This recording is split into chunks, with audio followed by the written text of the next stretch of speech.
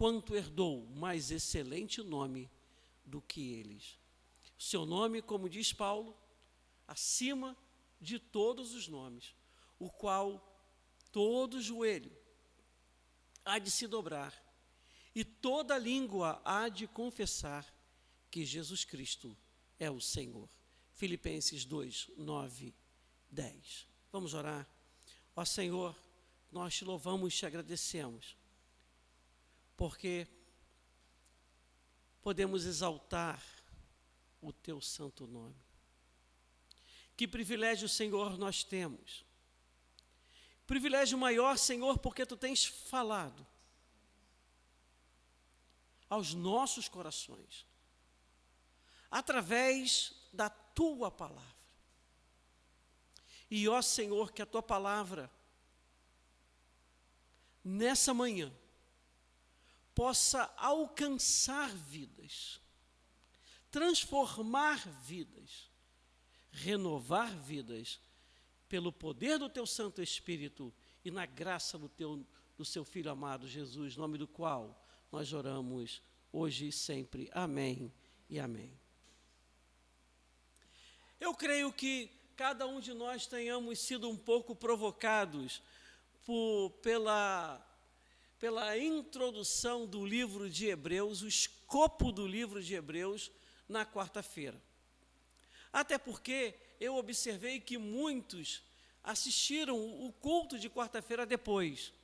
Isso deu a entender que algo produziu, ou algo falou, não é? Porque há muitos cristãos que podem estar desanimados, que podem estar tristes, ou podem estar se sentindo ou sentindo-se deslocados da fé cristã. Estão em casa não porque por outros problemas, mas por uma questão mesmo de conflitos ou de crise de fé. E é por isso que o livro de Hebreus, ou este é um dos objetivos, ou o grande objetivo do livro de Hebreus, porque existe uma palavra que muitos têm desapercebido ou se desapercebido, que é uma palavra chamada apostasia.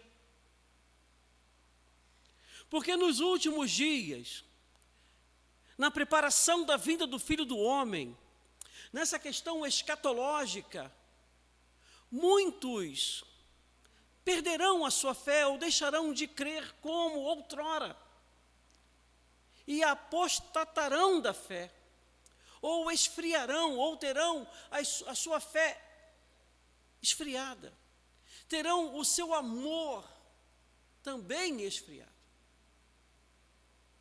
A preparação para a vinda de Cristo é uma preparação que deve estar em primeiro lugar com a igreja que somos nós, tendo a expectativa que Jesus voltará. Como o irmão Celso estava conversando, né? Hoje em dia, qual é a mensagem do livro de Apocalipse, né? Pouco se fala do livro de Apocalipse. Eu estava ensinando meus alunos ali em Apocalipse 1, não é verdade? Falando que Jesus voltará. Já estudamos o livro de Apocalipse, as igrejas da Ásia Menor. A volta de Cristo é iminente. Mas quando o Filho do Homem voltar, porventura encontrará o quê? Fé na terra. Já no ano 65, depois de Cristo, numa situação de segunda geração de cristãos, já havia cristãos que estavam enfraquecidos na fé devido à perseguição, devido ao confisco de bens, devido às situações de prisão. E aí, a igreja deveria estar preparada para tudo isso, para ficar firme na fé. Naquela situação também, já existiam cristãos que estavam abandonando a congregação, deixando de ir aos cultos. E também a situação daqueles cristãos que iam aos cultos, ouviam a palavra, mas não se interessavam pela mensagem da palavra que estava sendo pregada, ou seja, uma resposta obediente à mensagem que estava sendo pregada.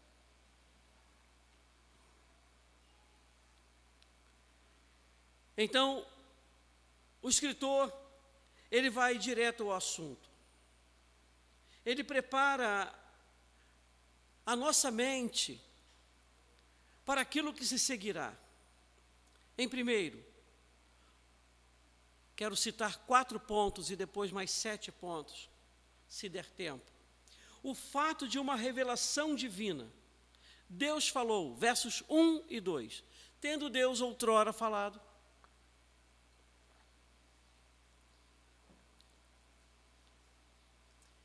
Muitas vezes e de várias maneiras, aos pais pelos profetas,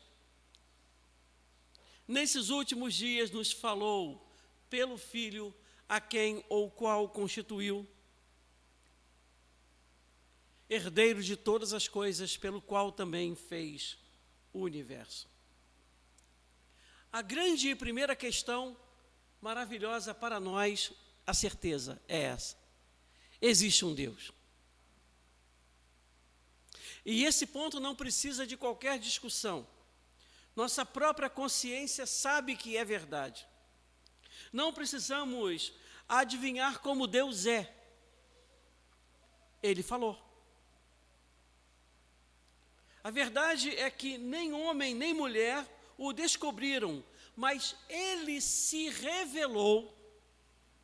Deus se fez conhecer e pela sua palavra o mundo e todo o universo foi criado, e pela sua palavra, ele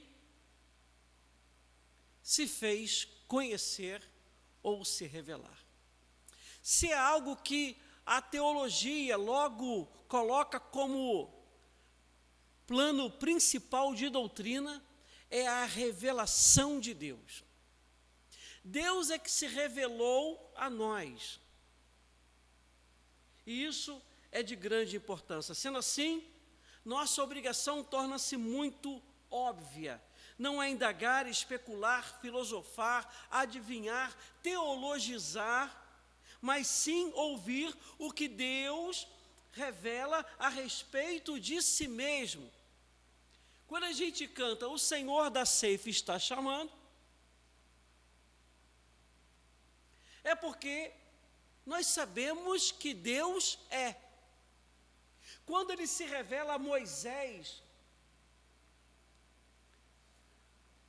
ele se revela desta forma: eu sou o que sou. Eu sou o que sou, te envia.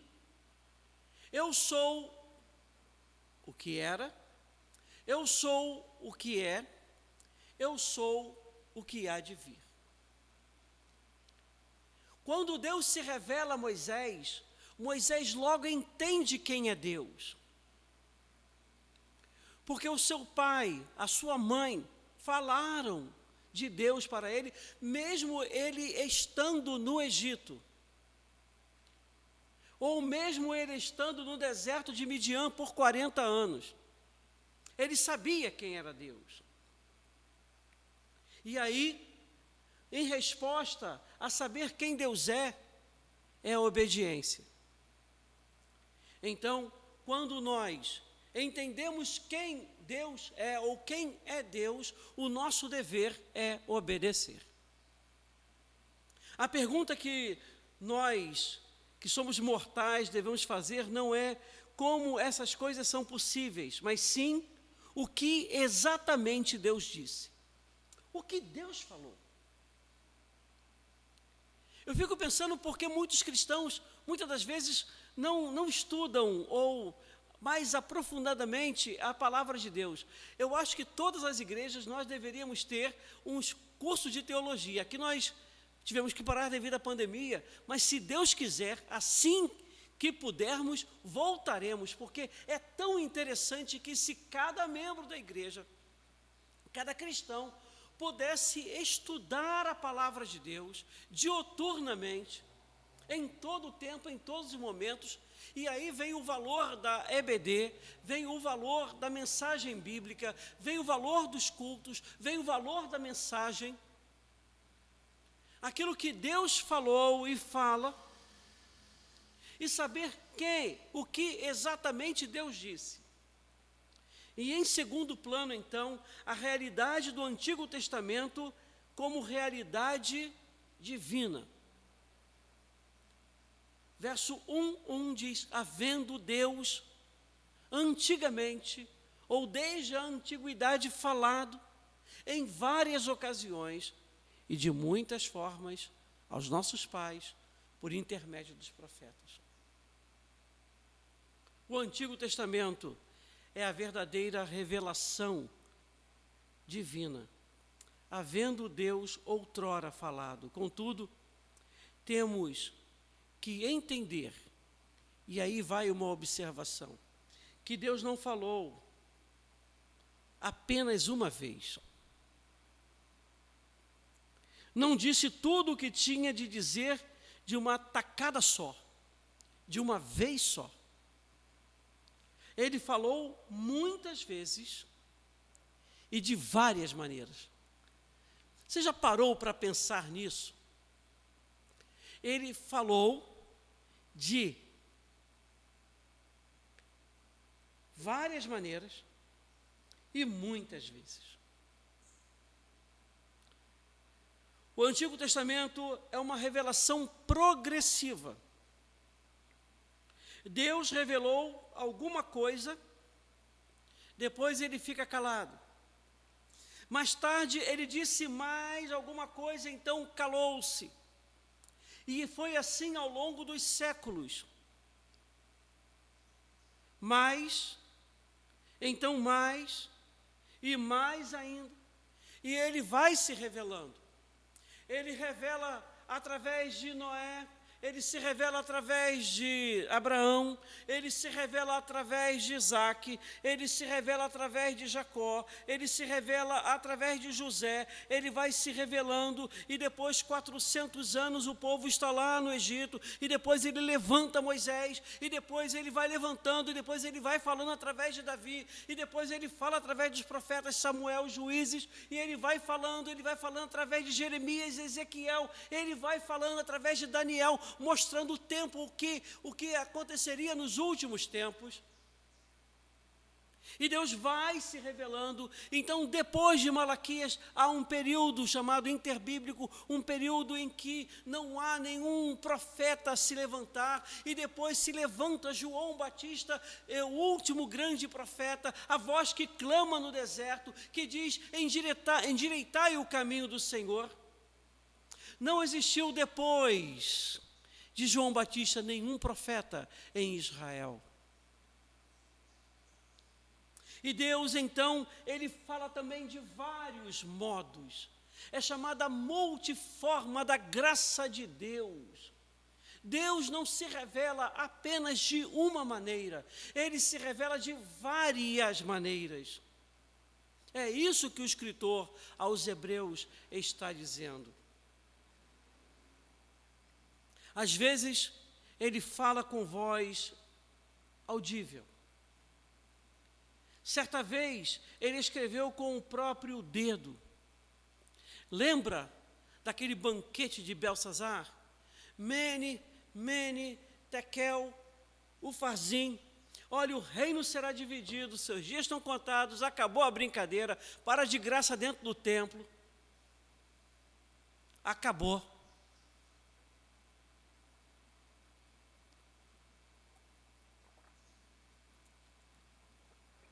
A própria arca do Senhor também era a arca da revelação. Quando a arca estava com o povo de Deus, Deus se revelava. Quando a arca era tirada, Deus não se revelava ao povo.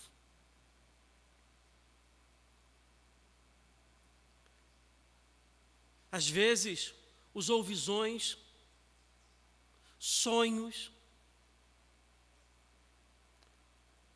O mais usual era que o seu espírito viesse sobre um homem de tal forma que esse humano conseguiria expressar seus pensamentos em palavras exatamente como Deus queria. Segundo Pedro 1:21, vai dizer isso. Segundo Pedro 1:21. Jamais a profecia teve origem da vontade humana, mas homens santos falaram da parte de Deus, orientados pelo Espírito Santo. Assim como em 2 Timóteo 3,16. A palavra de Deus vindo como inspirada e proveitosa para ministrar a verdade, para repreender o mal, para redarguir, palavra difícil, para repreender o mal, para corrigir os erros e para a ensinar a maneira correta ou certa de viver. Então Deus falou a Abraão, Deus falou a Moisés, Deus falou a Davi, Deus falou a tantos profetas e Deus continua falando para o seu povo. Eu creio, porque a palavra de Deus, como está lá em Hebreus 4:12, diz que a palavra de Deus é viva. A palavra de Deus não é morta, a palavra de Deus é viva, e não somente viva, ela é eficaz muito mais do que qualquer vacina, seja da Janssen, AstraZeneca, seja da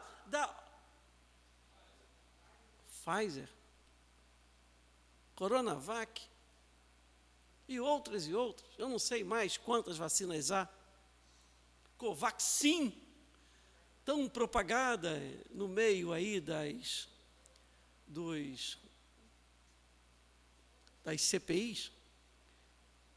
Até hoje ninguém chegou, ninguém comprou, eu não entendo se é uma coisa que bem estranha.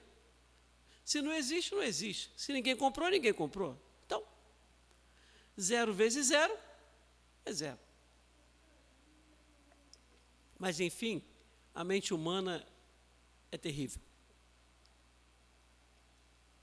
Mas cada um deles, esses profetas, sabia que não recebera a palavra final de Deus, porque o Messias prometido ainda não havia chegado. Mas não sabiam quando Deus falaria novamente, nem exatamente quando seria dada a sua revelação final. Jesus é a revelação especial de Deus. É a revelação exata do seu ser, como nós lemos. A expressão exata, e eu sempre gosto de dizer, é a maior expressão do seu amor para conosco, porque Deus amou o mundo de tal maneira que deu seu Filho unigênito para que todo aquele que nele crê não pereça, mas tenha vida eterna. Então a palavra de Deus é viva e eficaz, ela é mais cortante do que qualquer espada de 2 gumes, capaz de penetrar até o ponto de dividir a alma e o espírito, juntas e medulas, e é sensível. Preste atenção, ela é apta para discernir, ela é sensível para perceber os pensamentos e as intenções do coração. Ninguém deve desprezar ou desvalorizar o Velho Testamento. Amém, irmãos? Às vezes, eu quando era criança, assim, nossa única regra de fé e prática é o Novo Testamento. Nossa única regra de fé e prática é a Bíblia. Nós não entenderíamos Jesus sem o Velho Testamento, sem as promessas, sem as profecias. Desde o princípio, desde o Gênesis, até Malaquias, até mesmo no período de silêncio profético, ou com a chegada de João Batista. Eis o Cordeiro de Deus que tira o pecado do mundo. Olha a revelação maior de João Batista. Que expressão, acho que veio lá da sua alma, né? Dentro do coração. Quando ele olha para Jesus, ele olha e diz: eis o Cordeiro de Deus, eis o sacrifício de Deus. Então o livro de Hebreus, ele vai falar sobre sacrifícios, conforme fala em sacrifícios, expiação, ofertas, o livro de Levíticos.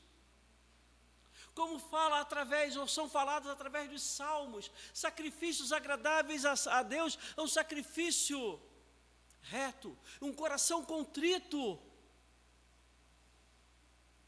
Deus não despreza. Deus não despreza.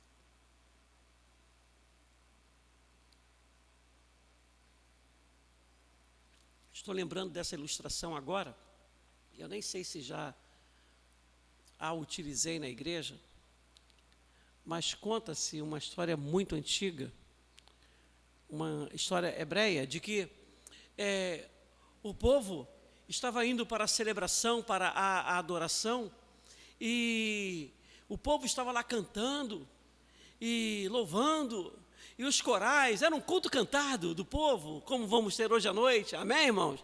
Estava lá o povo cantando e adorando ao Senhor, e os corais e as músicas durante o dia todo, e então tinha um homem que ele ficou de longe, ele afastou-se, e ficou vendo aquilo tudo de longe, e não se aproximou do povo. Um sacerdote, ele viu, ele percebeu, ele foi sensível, e ele saiu do seu lugar, e foi até aquele homem, e disse para aquele homem: você não tem nenhuma oferta para entregar ao Senhor?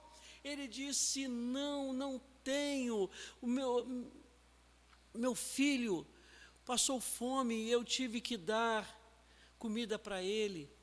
E depois a minha esposa adoeceu, e eu tive que ajudar a minha esposa que adoeceu. Meu filho, você não tem nem uma flor de efá de farinha, o mínimo para uma adoração, para levar ao culto, para ofertar no culto. E ele disse: não tenho. Mas eu os ouvi cantando que um coração contrito, que um coração obediente, que um coração Deus não despreza. Será que Deus vai desprezar a minha oferta se eu falar para Deus agora: tenha misericórdia de mim, Senhor? E aí o sacerdote falou para ele: meu filho, a sua oferta foi melhor do que milhares de rios de azeite. Que revelação! Respondendo às questões, melhor do que milhares de rios de azeite. Deus falou no Antigo Testamento, mas o Antigo Testamento não contém tudo o que ele tinha para dizer. É apenas uma parte do quadro que Deus tinha para nos revelar. Ele iria nos revelar, e eu quero terminar esse ponto, para depois, no domingo que vem, se Deus assim permitir, começar o próximo. A superioridade de Cristo como revelação divina. A parte A do versículo 2 de Hebreus 1 vai dizer: nestes últimos dias.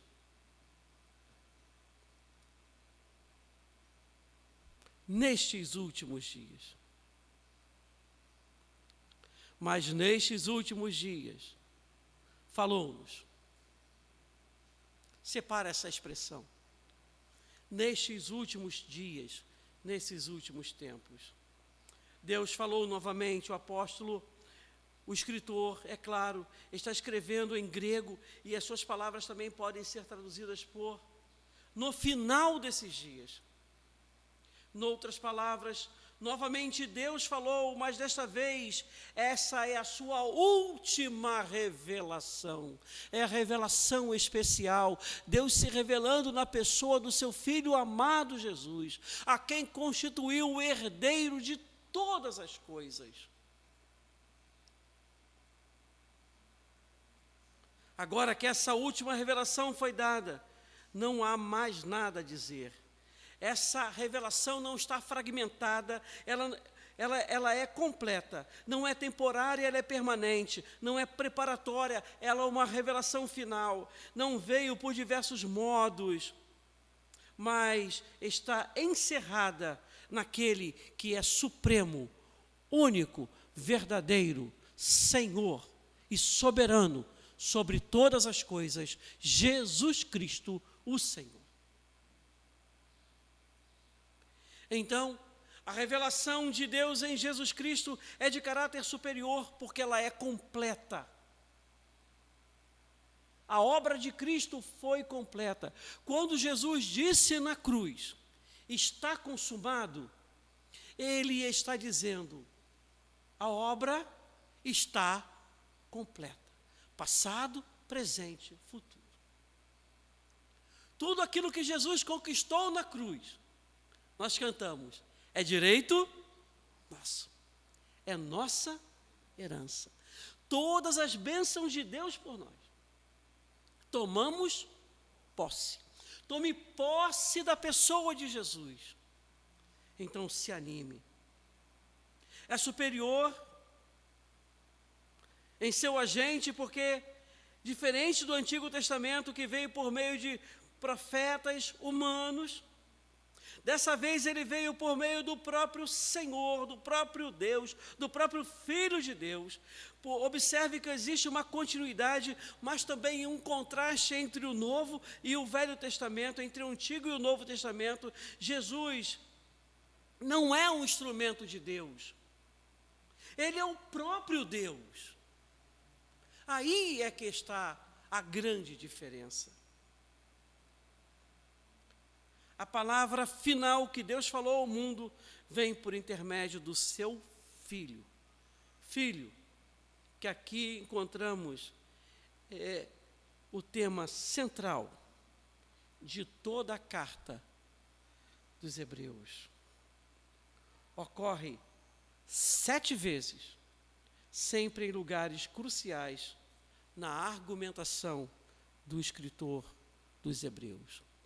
Tudo aquilo que Jesus conquistou na cruz, vamos cantar, é direito nosso. Eu não sei qual é o nome desse louvor. Herança. Herança. Herança. É para, porque eu não falei nada para multimídia.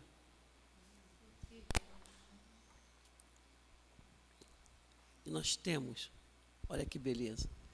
E agora nós temos o quê? Direito. Acesso a essa graça.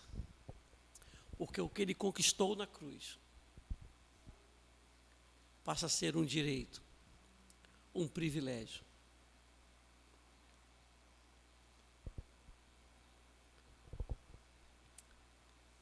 Na quarta-feira, se Deus assim permitir, vamos falar sobre as provas da superioridade de Cristo.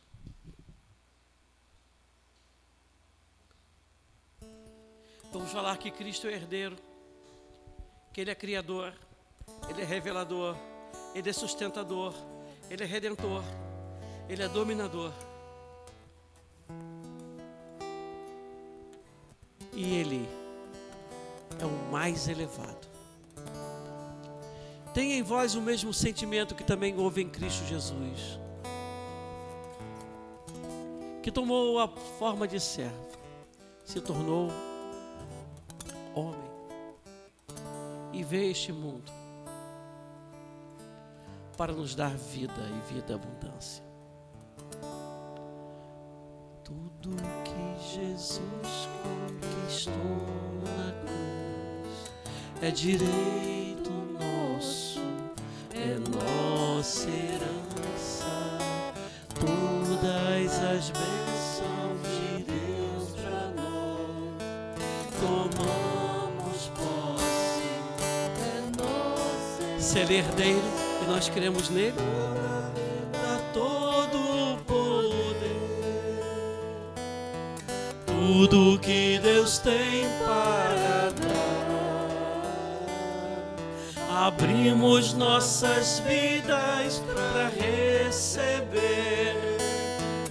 Nada mais nos exigirá, porque maior é o que está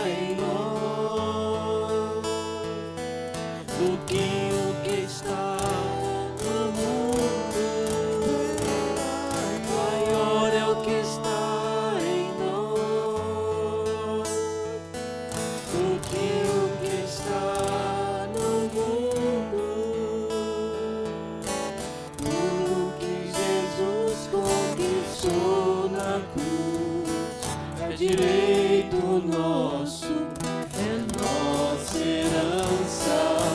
Todas as bênçãos de Deus para nós, tomamos posse, é nossa herança. Toda a vida, todo o poder, tudo que Deus tem para dar, abrimos nossas vidas para receber. Nada mais nos resistirá, maior é o que está em nós do que o que está no mundo. Bem maior é o que está em nós do que o que está no mundo. Ó Pai, muito obrigado pela maior revelação, expressão maior do seu ser,